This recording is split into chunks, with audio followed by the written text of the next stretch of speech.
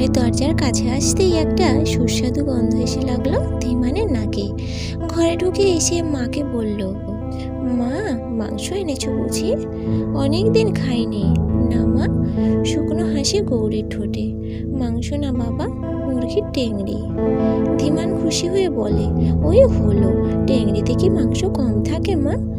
গৌরী তার ছেলেকে চিনত, মা কষ্ট পায় এমন কথা সে বলে না। সে ছেলেকে বলল, নে হাত পা ধুয়ে আয়, খেয়ে নিবি। ধীমান হাত পা ধুয়ে এসে বলে, মা, বাবাকে একবার খুঁজে আসবো। কতদিন তিনজনেও একসাথে বসে খাই না। কোথায় খুঁজবি? মায়ের কথায় ধীমানের আগ্রহ বাড়ে। দেখি না মা, আশেপাশে কোথাও তো থাকতে পারে। গৌরী কেমন যেন এক অব্যক্ত দৃষ্টিতে একবার চাইল ধীমানের মুখের দিকে। ধীমান ফের বলে, যাই নে মা। গলার স্বর কঠিন হয় গৌরীর। না থাক, তুই খেতে বস। ধীমান আর কিছু বলল না। তাকে খেতে দিয়ে গৌরী মুখে হাত দিয়ে খোলা দরজার দিকে চেয়ে রইল এক দৃষ্টিতে। স্বামীর মুখটা মনে পড়তেই এক নিদারুণ অভিমানে ফুপিয়ে ফুপিয়ে উঠল তার নারী হৃদয়। বাড়ি তো তিনজন মানুষ, তারা কিসের জন্য এত অভাব? একটা ছেলেকে ঠিক মতো খাইয়ে দাইয়ে লেখাপড়া শিখিয়ে মানুষ করতে পারতাম না? বুঝতে ছেলেপুলেরা 2-3 দিন না হোক, একদিন তো মাংস খায়। আমার ছেলেটার বেলায় 1 মাস কেন, 2-3 মাসে একটু টেংরিও জোটে না। আর তাতে বিন্দুমাত্র আক্ষেপও নেই আমার ধীমানের। তুমি যা রোজগার করো, মদ মাংস খেয়ে নেশায় চুর হয়ে রাস্তার পাশে কিংবা মদের ঠেকে পড়ে থাকো। তবুও ওইটুকু ছেলে কতবার তোমাকে রাস্তা থেকে হাত ধরে বাড়ি নিয়ে এসেছে।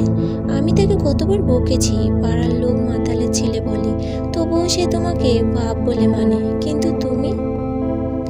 মা ছেলেটাকে গৌরীর তাড়াতাড়ি আঁচলে চোখ মুছে উঠে দাঁড়ায়। খাওয়া হয়েছে বাবা, যা শুয়ে পড়।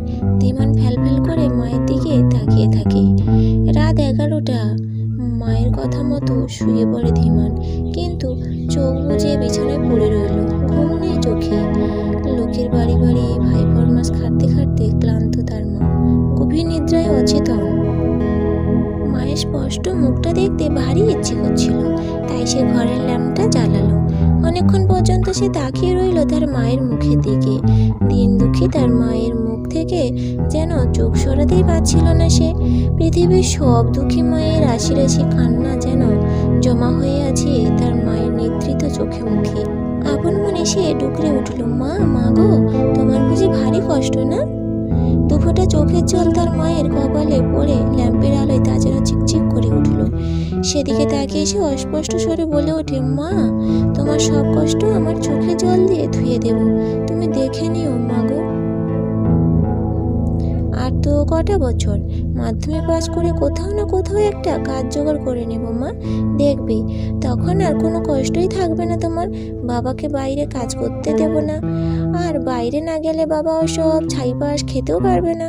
তিনজনের তো সংসার, আমার অল্প টাকা ঠিক চলে যাবে।